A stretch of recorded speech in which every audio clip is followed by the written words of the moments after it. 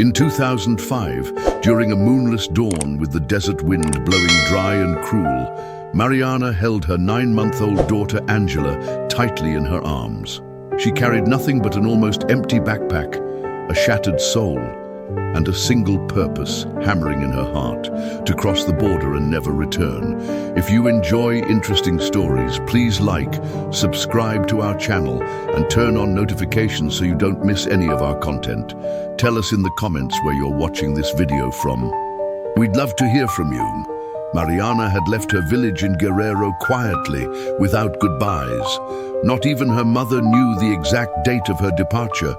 After years of living in fear, hunger, and without a future, Mariana decided her daughter would not grow up amid shootings, cartel threats, and the kind of poverty that couldn't be escaped, even with prayers. She left one ordinary night without looking back, with the feeling that this would be the only way to survive. She reached the border with a small group of people, connected by a coyote who promised to take her to Houston if she paid half up front and the rest upon arrival. Mariana had saved every peso by cleaning houses and washing other people's clothes. She traveled in rickety buses, slept on cement floors, and went hungry, but nothing hurt more than the uncertainty of the journey. The crossing was made through the most dangerous route, on foot, through the Sonoran Desert. For 3 nights they walked without flashlights, guided by the whisper of quick footsteps and brief orders. The coyote wouldn't tolerate crying, and Angela, as if knowing her life depended on her silence, didn't cry once. Mariana wrapped her in a blanket pressed against her chest and whispered lullabies without voice, only with her lips. The daytime heat was unbearable. The nighttime cold was deadly. They saw an older man die on the 2nd night. He fell to his knees and never got up again. Nobody said anything. The coyote just ordered them to continue, and the group obeyed with eyes full of fear. Mariana closed Angela's eyes with one hand, as if she could also protect her from these images. On the 4th day, they crossed an area of bushes where, according to the guide, they were already on the other side. There were no fences, no sign of victory, only brutal exhaustion and the promise that they would soon be picked up in a van. Mariana couldn't feel her legs. Her back hurt as if it had been broken, but she still maintained a firm embrace around her baby. Hours later, already on the American side of the desert, an old white van stopped and picked them all up as if they were sacks of flour. Mariana's arms and lips were trembling, but she didn't let go of her daughter. They were taken to a house on the outskirts of Tucson, where they slept on mattresses on the floor while waiting to be moved to Houston. Upon arriving in the city, Mariana's clothes stuck to her body from sweat and dirt, and her soul was cracked from anguish. But she was alive, and so was Angela. She had entered the United States with a tourist visa that a cousin had obtained for her months earlier. Legally, she shouldn't stay more than 6 months, but deep down, she already knew she would never return to Mexico, not while her daughter could have a different life. At first, she lived with an acquaintance from her village in a borrowed room in a house where 5 other people slept. Mariana didn't speak English, didn't know the streets, and had no one to turn to. But every day she woke up at 5 in the morning, left Angela with a neighbor, and went out looking for work. She started cleaning houses in residential areas. They paid little, but didn't ask for papers. Sometimes they made her wait outside in the rain. Other times, they left an envelope with money without speaking to her. She accepted everything without complaint. She knew she had no right to raise her voice. Years passed, and Mariana found more stable work as a caregiver for an elderly woman. The lady, though distant, was kind. Mariana gradually learned some English words, enough to get by without drawing attention. She never signed contracts, never gave her real name, never opened the door when someone knocked without warning. Her only concern was Angela. She made sure her daughter had up-to-date vaccines, ate well, and went to school like any American girl. She never spoke about her immigration status. She didn't want her daughter to grow up afraid, so she never told her the truth. Angela grew up in Houston believing they were a family like any other, that her mom was born there or had arrived with everything in order. Mariana reinforced this belief every day, building a safe illusion for her daughter, though inside she lived with the constant fear of being discovered. Years went by. Mariana still avoided appearing in photos, having social media or accounts in her name. She lived with a shrinking heart, but she repeated to herself that it was all worth it. Angela had opportunities. She had education. She had a future. Sometimes, on nights when she couldn't sleep, Mariana would go out to the porch with a cup of cold coffee between her hands and look at the dark Texas sky. She thought about her mother, her homeland, the girl she once was, and she told herself that someday, when everything was okay, she would return home with her head held high. But she didn't know that the price of her silence, her dedication, and that silent journey would one day explode in her face. And the world she had built with so much sacrifice would begin to falter. During the first years in Houston, Angela grew up without questions. Her world was simple. Her mother worked a lot, came home late, hugged her tightly, and fed her. She had a crib in a corner of the small apartment they shared with two other women, both also immigrants, a quiet Honduran woman and a Salvadoran who taught her songs. There was noise, mixed food smells, dishes being washed, voices in various accents. But for a small child, this was her universe. It was all she knew.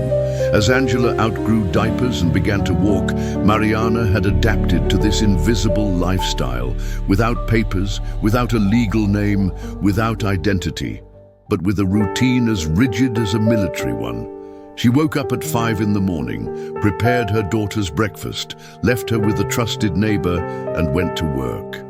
She returned with swollen feet, an aching back, hands cracked from cleaning products, but never without a smile for Angela. The girl adapted to English without problems from a very young age. Mariana, although she barely understood some words, celebrated each advancement of her daughter with quiet pride. She bought her used books, watched the same cartoons with her, and tried to repeat the words. She never allowed herself to feel less for not mastering the language, but she did feel fear. Fear of not being able to defend her, fear of not understanding what was happening at school, fear of losing her because she didn't speak the same language. When Angela entered kindergarten, Mariana showed up at school with a shy smile and very limited English. She brought fake copies of documents, a borrowed address, and signed what was necessary to enroll her. The papers went through without a problem. Nobody suspected anything. At that moment, Mariana knew that as long as her daughter was in the education system, she would have a small protection. It wasn't legal, but it wasn't visible to immigration either. That, she thought, was enough. The years passed and Angela grew up like any other American child. She ate cereal with milk in the mornings, carried her cartoon backpack to school, spoke fluently, with no trace of Spanish in her accent. Mariana listened to her read aloud with perfect diction, and her eyes would fill with tears, though she never let her daughter see her cry. In elementary school, Angela began to stand out. Her teachers noticed she was quick, curious, with a strong sense of justice. She always helped other children, raised her hand to ask questions, organize things. Once she defended a classmate who was suffering from bullying and ended up in the principal's office for disrupting order. Mariana was called, but she didn't go. She sent a note written with the help of a neighbor saying she couldn't attend for work reasons. The school accepted it. Nobody insisted. That was the first time Angela felt that her mother wasn't as present as the others. She saw other children with their parents at school activities, at sports games, at meetings. Mariana didn't go. Never. She always had an excuse: work, fatigue, a headache. And although Angela didn't fully understand, she started to get used to it. When she turned 8 in a social studies class, the teacher asked them to bring a copy of their birth certificate for a family origins project. Angela came home excited, wanting to know more about her roots. Mariana immediately tensed up. She told her that she didn't have that paper, that she had lost it when they moved, that it wasn't important. Angela, frustrated, cried. Mariana promised she would look for it, but she never did. A week later, the girl brought a handwritten excuse, and the teacher didn't insist anymore. That was the first moment when the perfect illusion began to show cracks. Mariana tried even harder to distract her daughter.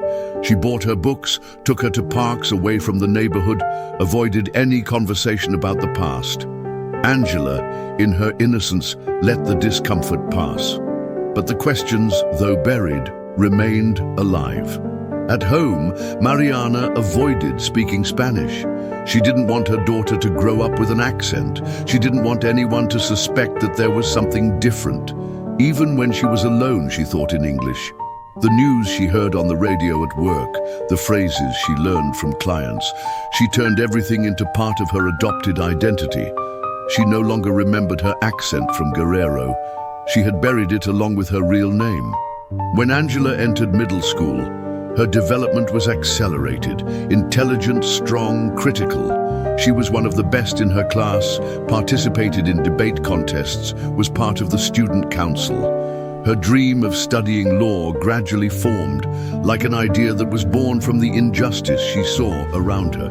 Mariana listened to her talk about laws, civil defense, human rights, and felt pride, but also terror. What would happen if her daughter, with that desire for justice, began to investigate her own history? One night, while washing dishes, Angela asked her directly, "Mom, are you a citizen?" Mariana, without looking up, responded, "That doesn't matter, honey. What matters is that you're okay." "But if you're not, am I?" "Of course you are. You were born here," Mariana lied, with a coldness she didn't know she had. The lie stuck like a thorn, but it worked. Angela didn't ask anymore. Life went on. Mariana never stopped working, not a single day. She cared for the elderly, cleaned offices, ironed other people's shirts. All so that Angela could have a clean uniform, new notebooks, shoes without holes. She never received government help, no insurance, no scholarships. She paid for everything with the sweat of her body and the hope in her soul. They lived with a low profile. They never made noise. They didn't invite anyone home. They didn't open the door unless it was absolutely necessary. Mariana taught Angela not to trust strangers, never to say where they really lived, to be careful with what she shared on social media. She repeated a phrase to her like a mantra: "You look safer when you're quiet." And so the years passed. Two parallel lives. One, raised as a citizen free with dreams, and another, prisoner of her own silence, carrying the weight of a sacrifice that no one else knew. Until the invisible wall that Mariana had built with such care began to show irreparable cracks. From the outside, no one noticed. But Mariana lived on the edge of an invisible line that separated the legal from the clandestine, the normal from the forbidden, the safe from the fragile. And that line, every day, she walked alone. For those who knew her superficially, she was just a hard-working woman, a single mother with a brilliant daughter, punctual, reserved, with impeccable manners. But behind that appearance, Mariana had built a meticulous strategy of survival, an existence carefully calibrated to leave no traces. From the day she crossed the border, Mariana understood that the only thing that could guarantee her permanence in that country was to become almost invisible. And she succeeded. She didn't use social media. She didn't appear in photos. She didn't allow her name to appear in any database. She never filled out surveys or participated in raffles or accepted jobs with payroll. She rejected better paid offers if they involved contracts or official forms. She didn't exist for the system, and that way she felt safer. She lived with a kind of chronic hypervigilance. Every unknown call made her heart race. Every letter without a return address left her breathless. When someone knocked on the door without prior notice, Mariana turned off the lights, lowered the volume of the television, and whispered to Angela to keep quiet. Sometimes they spent 20 or 30 minutes in complete silence, crouched in the living room, simply because they had heard footsteps in the hallway. Her routine was marked by caution. She left the house in discreet clothes, hair tied back without makeup, without jewelry. She walked as if asking permission from the ground. She got off the bus 2 blocks before her destination, in case someone was following her. She never said her full name. She used different aliases depending on the job. One week she was Maria, another Anna, another Veronica. In a city like Houston, where millions of people of all origins coexist, that invisibility was possible, but not without a price. For more than 15 years, Mariana worked cleaning houses and caring for the elderly, sometimes for hours, sometimes for entire days. She changed diapers, cooked soups, cleaned vomit, endured screams. She heard insults, was ignored, treated like furniture. On one occasion, an older lady spat in her face when confusing her with a nurse from another shift. Mariana said nothing. She cleaned the floor, cleaned her face, and went back to serving her breakfast. She never asked for raises, never demanded days off. She knew that if she protested, she would be replaced by someone just as desperate as her. And besides, her real pay wasn't the money, it was her daughter's stability. That was her obsession, her goal, her faith. During the first years, they lived in shared rooms, borrowed houses, improvised spaces. Mariana slept on air mattresses, on sofas, even on the floor, as long as Angela had a bed. When she was able to save a little, she rented a small 1-bedroom apartment. To sign the contract, she used the name of an acquaintance, paying her a commission for lending her identity. They agreed that Mariana would deposit the money on time and not ask questions. And so it was. In that new home, Mariana created a safe world, without luxuries, without visits, without noises. Everything had its place. Every object was there for a reason. There were no pictures or family photos on the walls, just an old calendar and a wooden cross. The curtains remained closed most of the time. Outside, the world could be hostile. But inside, Mariana built a refuge. The only distraction she allowed herself was writing letters. In a notebook that she hid under the sink, she wrote messages addressed to Angela. Things she never told her out loud, things she might never tell her. Confessions, advice, memories. Sometimes she wrote with anger, sometimes with tenderness, but always with the feeling that she was leaving a little piece of her soul on each page. She never knew why she did it. Perhaps it was her only way of fully existing. Mariana never allowed herself to get sick. When she felt bad, she took expired pills or homemade teas. She was terrified of going to a hospital and having someone ask her questions. When Angela got sick, she looked for community clinics, avoided giving information, and paid in cash. She became an expert in dealing with doctors, pharmacists, and receptionists without revealing anything beyond what was indispensable. The fear wasn't constant, but it was always there, like a sleeping animal. Sometimes months of relative calm would pass.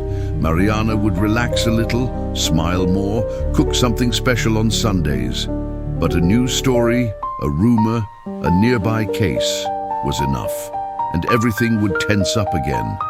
On one occasion, a Mexican neighbor was deported. The woman, mother of 2 children born in the United States, was detained after a traffic stop. Mariana watched from the window as the police put her in a patrol car while the children cried on the sidewalk. That night, Mariana didn't sleep. She sat next to Angela's bed and watched her for hours. She swore that would never happen to them. That was the promise that guided her life, to protect her daughter at any cost, even at the cost of disappearing herself. And yet, what Mariana didn't know, what no mother in her situation really knows, is that no matter how invisible you try to be, in a system designed to find you, one error, one crossing, one coincidence is enough. For the wall that protects you to collapse without warning. At 14, Angela had already become the type of student that any school proudly showcases. She was brilliant, articulate, with natural leadership and a curiosity that wasn't satisfied with easy answers. She dominated English with overwhelming confidence, expressed herself clearly, argued logically, and spoke in public as if she had been born for it. Her teachers adored her. Some mentioned her in faculty meetings as the future civil rights attorney or the one who's going to change the world. Others simply admired her maturity. Angela didn't just study. She organized recycling campaigns, helped with tutoring, and volunteered on weekends at a community library where she read stories to young children. From a very young age, she had demonstrated an acute sensitivity to injustices. When someone in class made an offensive comment, she corrected them. If a teacher treated a Latino or African American student coldly, she raised her hand, asked questions, pointed out what no one else dared. She didn't do it with anger, but with firm serenity, as if she knew she had the right to question, to give opinions, to demand respect. Mariana observed her with a mixture of amazement and fear. She saw in her daughter a strength that she never had, and although it filled her chest with pride, it also made her tremble inside. Because she knew that this character could lead her to ask questions that Mariana could not, and did not want to, answer. Angela didn't know the complete story. She believed she had been born in the United States. Her mother had told her that her birth certificate was lost, but that she, without a doubt, was a citizen, and Angela had accepted it. She had never had reasons to doubt it. She had friends, excellent grades, recognition from the school, and a partial scholarship secured for a pre-university camp in Chicago. No one had ever treated her as a foreigner. To her, she was American, period. But at home, the signs were there. Mariana never attended school meetings, never drove, never signed official documents. If they received a letter from the school district, Mariana read it with a tense expression. If the doorbell rang without warning, she asked Angela not to move, not to open the door. There were implicit rules. Don't give addresses to strangers. Don't share anything personal on social networks. Don't ask unnecessary questions. Angela followed these rules, but sometimes in silence, she began to wonder why. One day during a school activity, Angela participated in a mock trial. She was assigned to represent the defense in a fictional case about an immigrant minor detained by ICE. While researching the topic, she began to read real news, interviews, legal opinions, videos of separated families, and then something moved inside her. That night, upon arriving home, she went straight to her mother. "Mom, have you ever been afraid of being deported?" Mariana looked down. She was washing rice with wet hands and took longer than normal to respond. "Why do you ask that?" "Nothing. I just saw a video. It made me think. You're here, with me. That's what matters. But what about you?" "Honey, I'm fine. You focus on your studies, okay?" Angela didn't insist, but something remained vibrating. For the first time, she felt that her mother was hiding something deeper than she had imagined. It wasn't just fatigue or stress. It was fear, a constant fear. And although she didn't fully understand it, she promised herself that someday she would discover the truth. Meanwhile, she continued to grow. In high school, she was selected for an advanced program for students with university potential. She attended extracurricular classes, prepared mock essays, and received support from mentors to apply to prestigious universities. One of her teachers even suggested she apply to Yale, given her trajectory and grades. Mariana, upon receiving that news, cried. She cried without being able to avoid it. She cried inside, while Angela talked excitedly about scholarships, interviews, possibilities. Because she knew that all of that could crumble with a single revelation. Angela had talent, had passion, had merits, but she didn't have papers, and she didn't know it. Mariana didn't know how to tell her. or when. Every time she thought about confessing the truth, something inside her broke. How could she ruin her life with a single phrase? How could she tell her that everything she had worked for might be useless because legally she didn't exist? So she continued to keep quiet. She continued to act. She supported her in everything.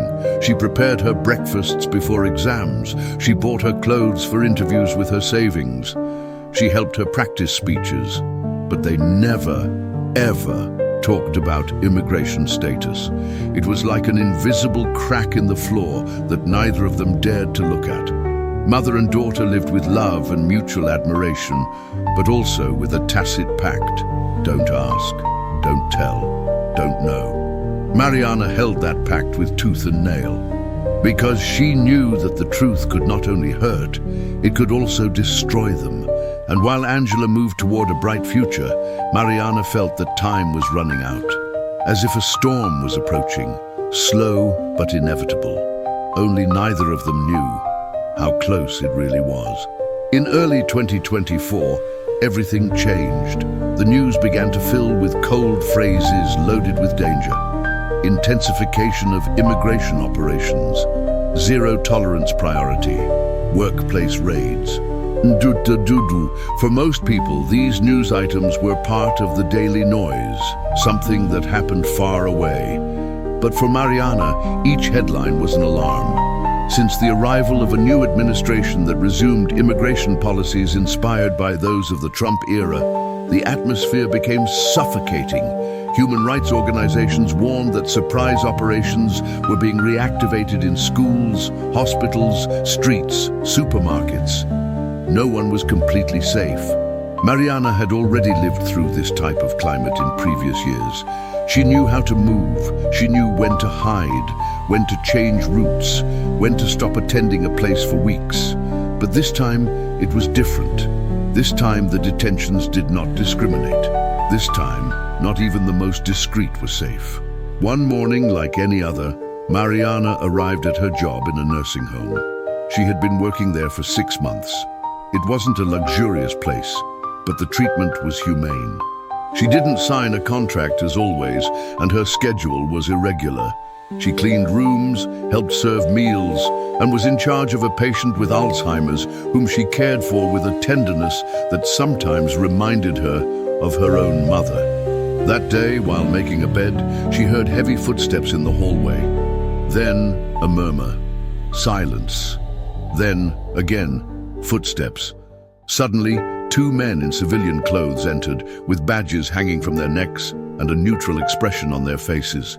Behind them, the supervisor of the place, nervous. "Mariana Ramirez?" one asked. She instantly knew it was ICE. She knew it by the way they said her name, by the tone, by the sudden silence of the rest of the staff. "Do you have any identification? We need to verify your immigration status." Mariana didn't try to run. She didn't say anything. She had nothing to present. She just lowered her gaze and nodded. She couldn't warn anyone. They didn't allow her to call her daughter. They put her in a white van without a logo, asked her to sit down, not to talk, to cooperate. The air conditioning was freezing. Mariana was trembling, but not just from cold. During the journey, her mind wasn't thinking about herself. She only thought about Angela, about how she would react when she got home and didn't find her, how long it would take her to suspect that something was very, very wrong. They took her to a detention center on the outskirts of Houston, where they took away all her belongings, her cell phone, her wallet, her small notebook where she wrote things for Angela. They gave her a gray shirt, loose pants, a pair of sandals. All without explanation, without comfort, without a human face. There, among women from different countries, some with babies in arms, others alone and in shock, Mariana became one more number, one more folder. The first day, she didn't speak to anyone. The second either. The third, a Salvadoran woman offered her a piece of bread and asked her in a low voice if she had family outside. Mariana barely murmured, "My daughter. She doesn't know I'm here." The days became a fog. They woke up early, were given food on metal trays, were called by number. were taken from one place to another without explanation. Every attempt to ask was ignored or answered with automatic phrases.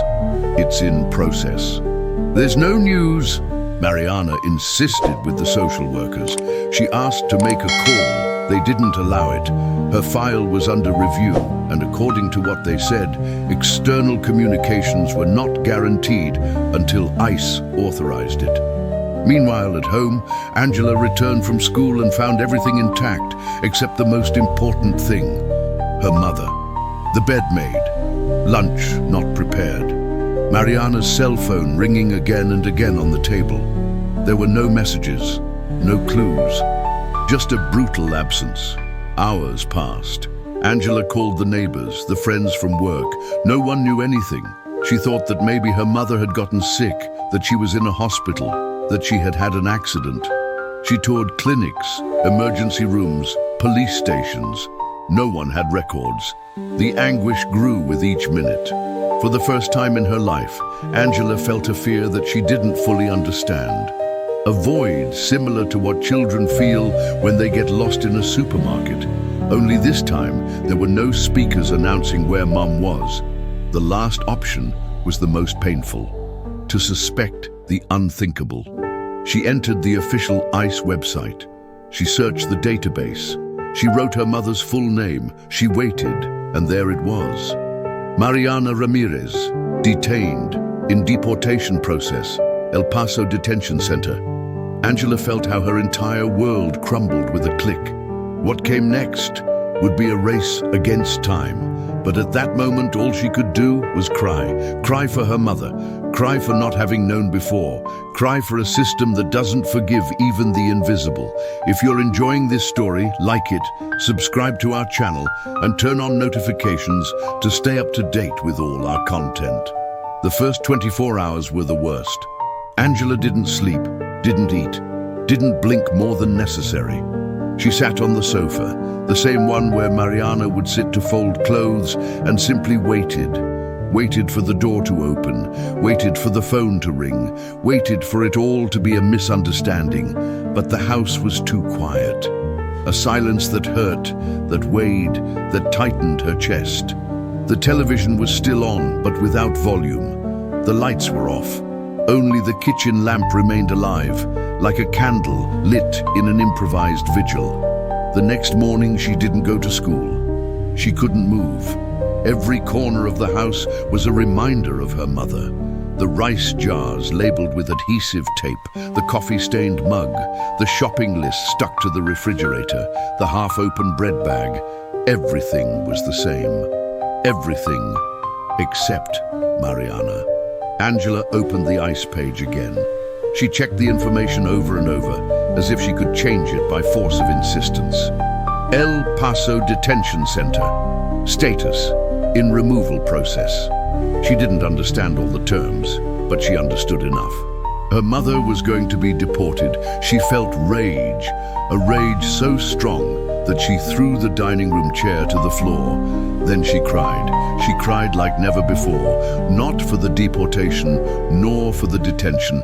She cried for the lie, for the years of living without knowing, for not having asked more, for having swallowed the perfect version that Mariana had offered her with such care. Days passed. Angela began to act. She became an adult in a matter of hours. She looked for lawyers.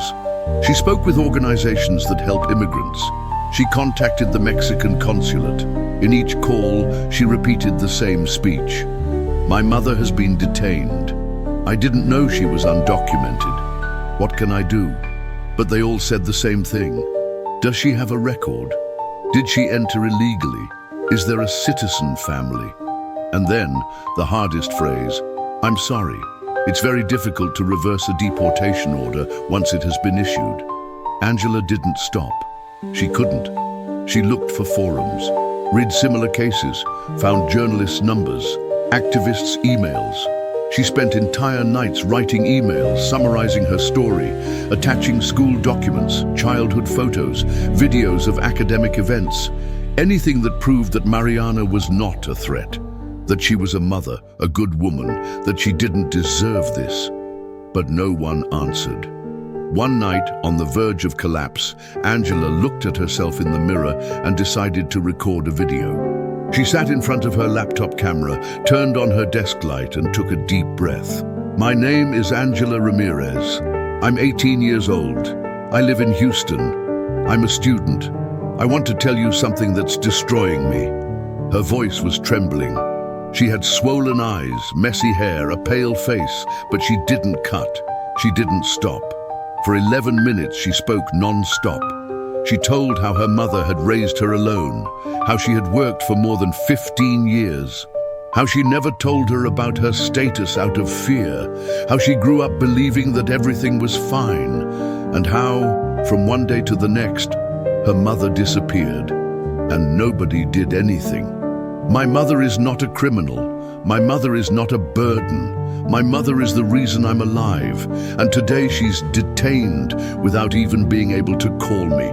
If they deport her, they destroy her. They destroy me." She ended the video with a plea. "Help me bring her back, please. We can't keep allowing families to be destroyed like this. Not in this country, not in my country." She uploaded it to TikTok, to Instagram, to Twitter, to Facebook. She sent it by email to all the contacts she had compiled. She had no real hopes, but she did it, because it was the only thing she had left. And then, something changed. The next day, notifications exploded. Hundreds of people began to share the video, then thousands, then hundreds of thousands. The hashtag Mariana Must Stay became a trend. Local journalists began to call her. Latino activists replicated the video. A national pro-immigrant organization contacted her to offer support. In less than 48 hours, her story was national news. Angela, still not fully understanding the power of what she had provoked, was interviewed by Univision, then by NBC, then by Spanish-language media across the country. She was presented as the young woman seeking to save her mother from deportation, and it was there that a lawyer, a specialist in difficult immigration cases, found her. Her name was Laura Mendoza, daughter of immigrants, with more than 20 years of experience in immigration litigation. She called her directly, without intermediaries. "I saw your video, and I'm going to help you." Angela said nothing for a few seconds. She just took a deep breath, as if she had been holding her breath for days. Then, with a broken voice, she said, "Thank you. I don't know how to thank you." "Do it for your mom," the lawyer replied. "But prepare yourself. This won't be easy. We're going to need everything, every detail, every document, every story." And Angela, without knowing how, found new strength in the midst of pain, because now she wasn't just crying, now she was fighting. Angela's video was no longer just a denunciation. It had transformed into a symbol, a collective cry that resonated among millions of people who had lived through or feared a similar separation. In less than a week, the post reached more than 3 million views, hundreds of thousands of shares, comments from all corners of the country, Mexicans, Central Americans, Caribbeans, Americans with undocumented parents. Mariana's story wasn't unique, but it was clear, emotional, and brutal enough to awaken a wave of empathy. Angela's face, her contained tears, her trembling voice, her way of speaking with dignity and rage. It was all impossible to ignore. The interviews multiplied, invitations to morning shows, evening news, podcasts, YouTube channels. Everyone wanted to talk to the daughter of the worker unjustly detained. Angela became, without seeking it, the voice of a generation that had been raised by undocumented parents in silence.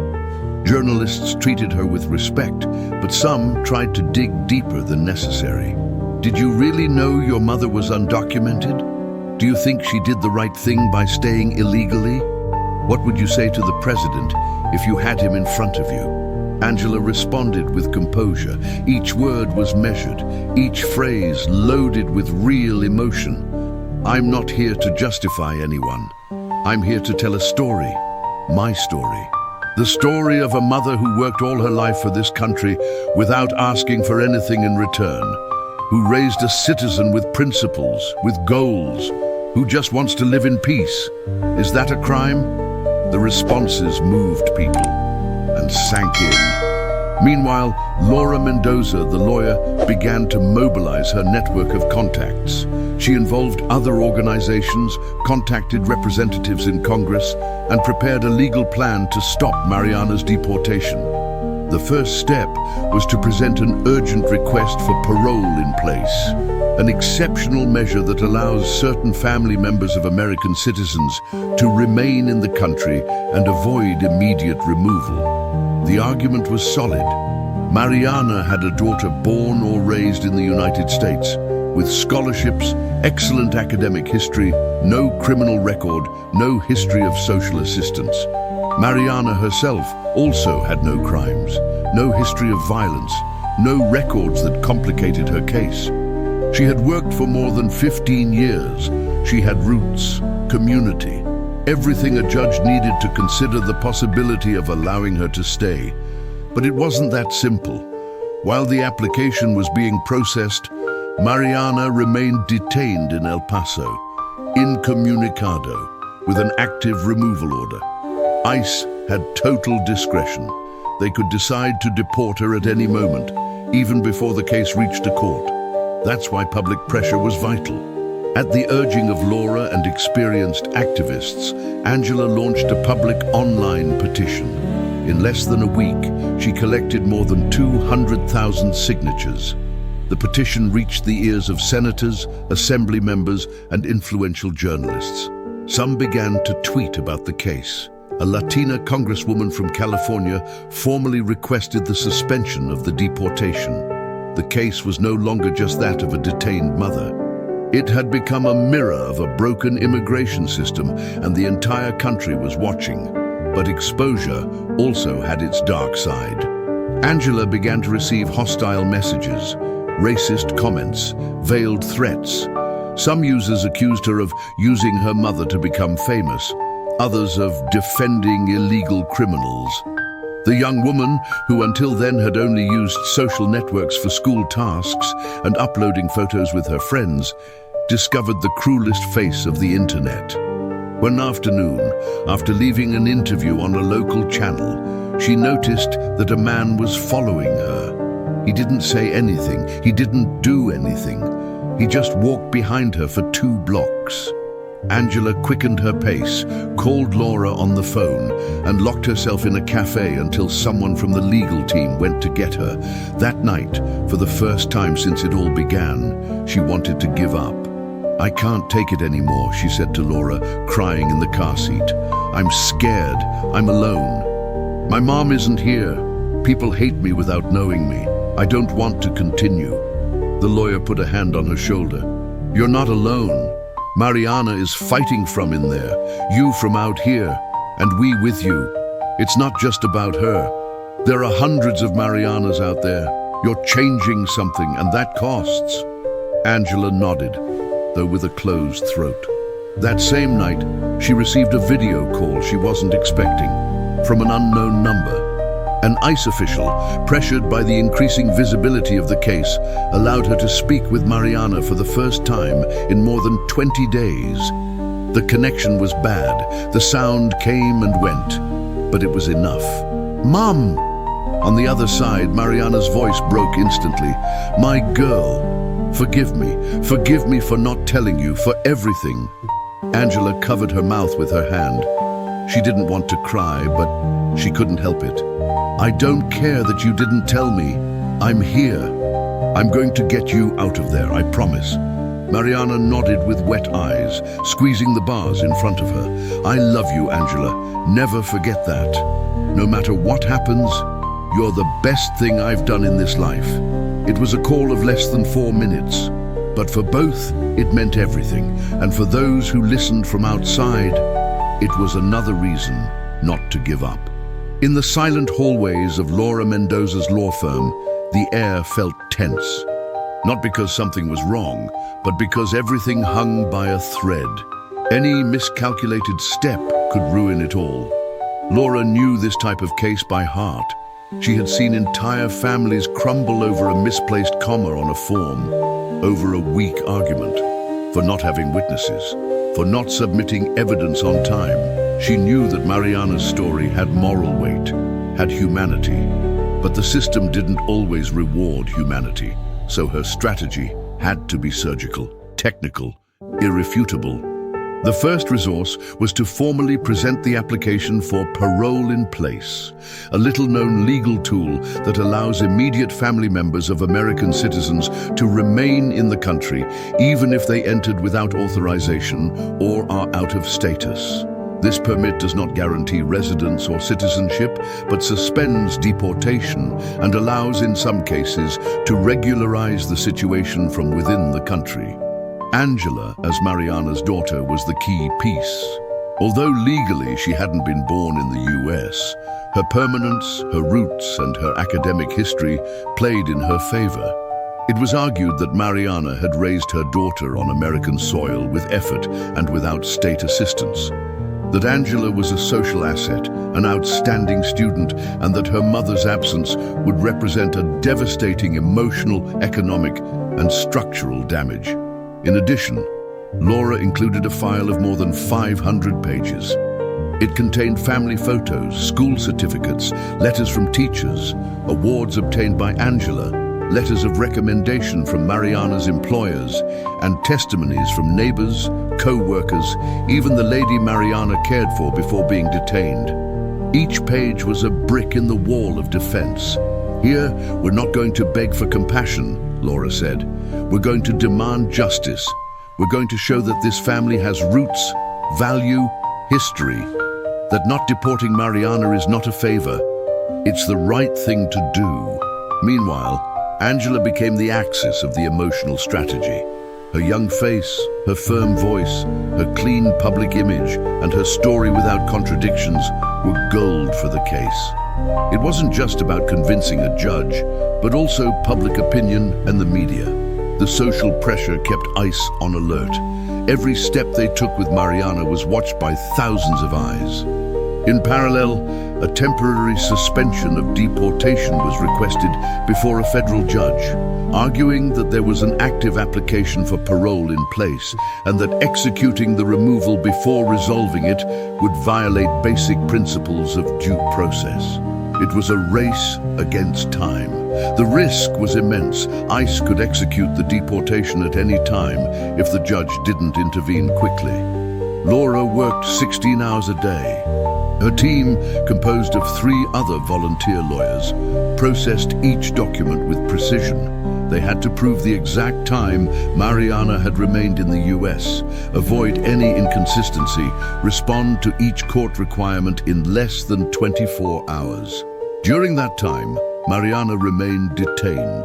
The conditions in the center were harsh. She slept on a bunk with a thin mattress, without physical contact with anyone. The meals were scarce, the body searches humiliating, and the weight unbearable. Sometimes, looking at the ceiling, Mariana thought that maybe it was better to give up, that perhaps her daughter was better off without her, that if they deported her, at least she would no longer have to carry her constant fear.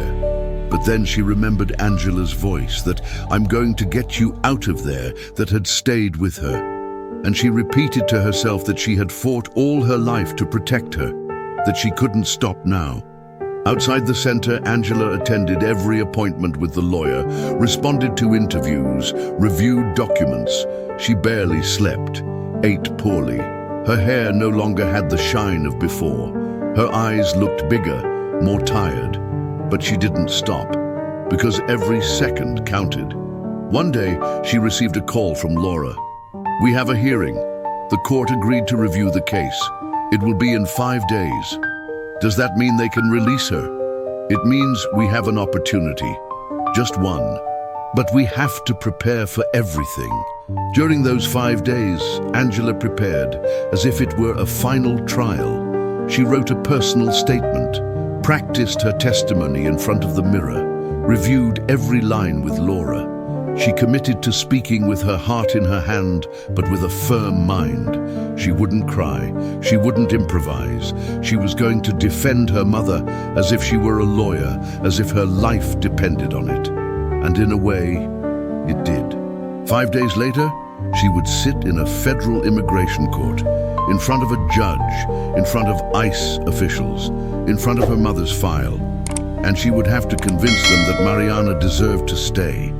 The federal immigration courtroom in El Paso was small, windowless, with beige walls and an air conditioner that seemed insufficient.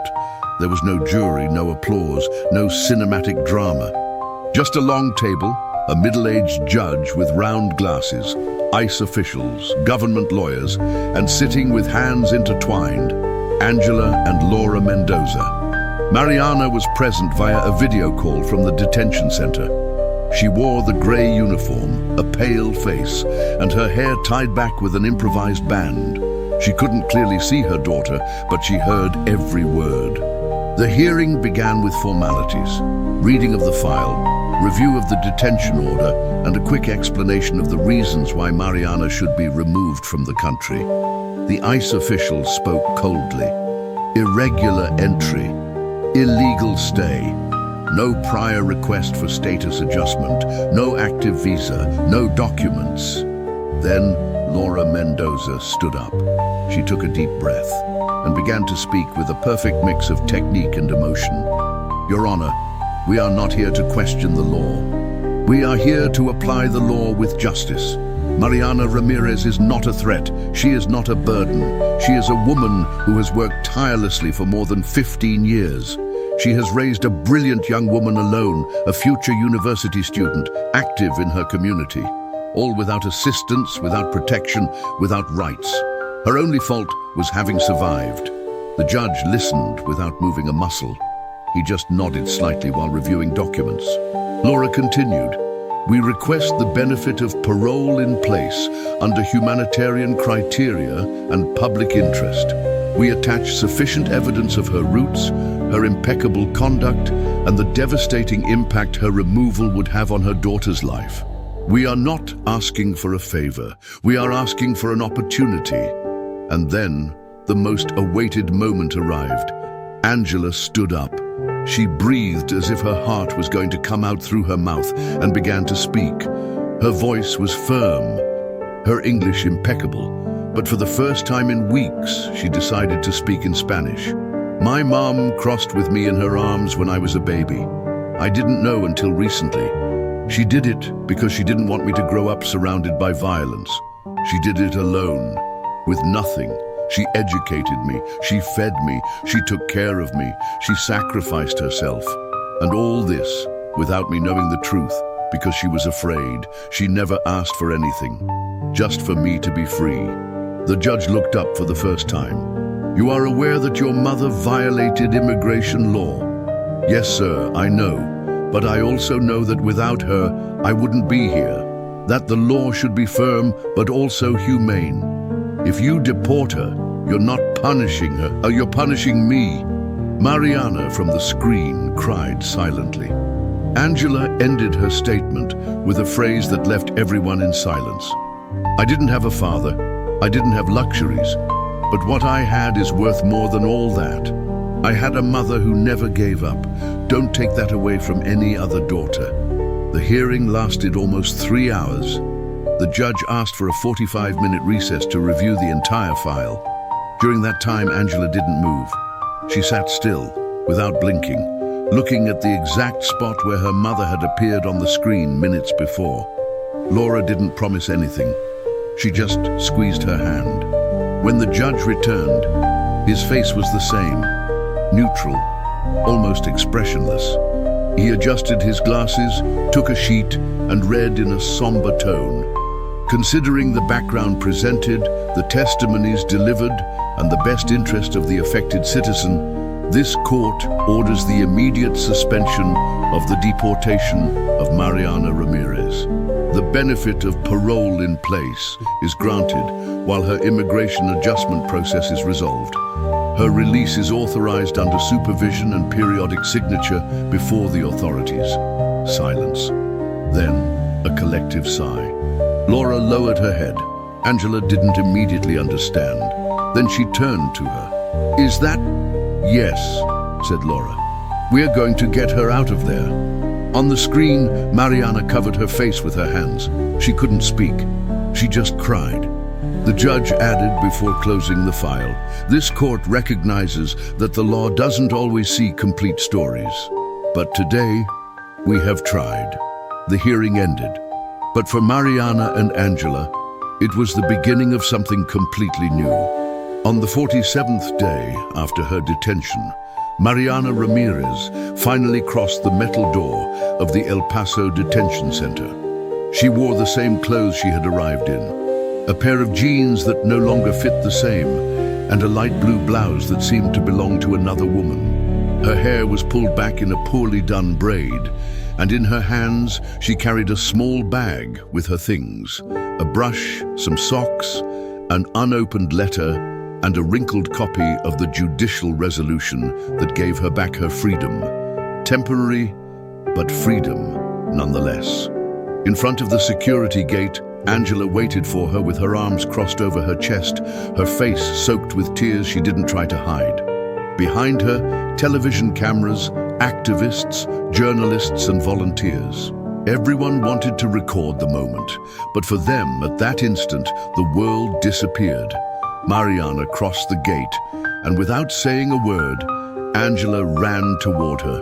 The hug was long, desperate.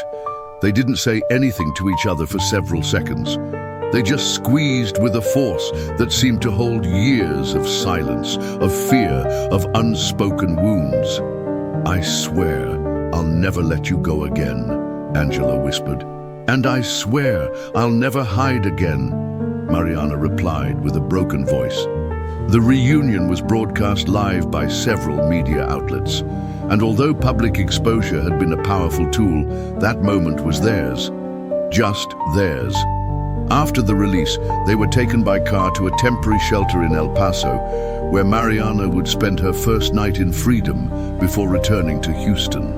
Laura Mendoza had prepared everything: plane tickets, provisional identification documents, a letter signed by the judge indicating that Mariana was authorized to travel within the country. During the journey, Mariana barely spoke. She looked out the window as if she were seeing another world. She touched the glass with her fingers. She felt the air on her face. After so much confinement, freedom had a new taste, painful but necessary. "How did you do it?" asked Mariana without turning around. "I didn't do it alone," Angela replied. "People heard you. They saw what I always saw, and for the first time they understood." Mariana nodded in silence. She still wasn't processing it all. That night, they shared a simple room with 2 beds and a window with red curtains. Mariana showered, ate rice and beans, and for the first time in weeks, slept in a bed with clean sheets. She didn't wake up to alarms. No one yelled at her. No one called her by number. She only heard the calm breathing of her daughter in the bed next to her, and she cried, in silence, with the pillow pressed against her face. 3 days later, mother and daughter returned to Houston. The neighborhood had changed little. The streets were the same, the trees, the sidewalks, the houses with hanging flags. But something in Mariana had changed forever. She no longer walked looking at the ground. She no longer avoided the eyes of others. She still moved with caution, but without fear.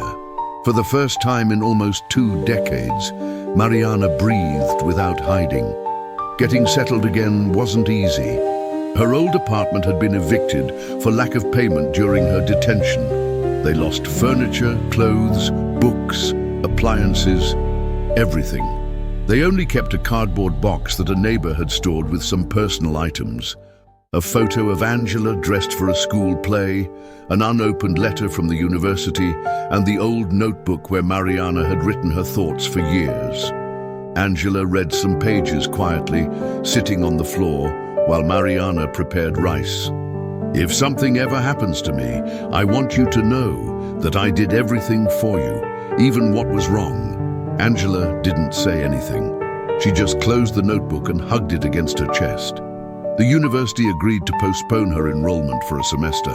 With help from a foundation, Angela managed to complete her scholarship and resume the admission process. Her story was used as a case study in an immigration law class.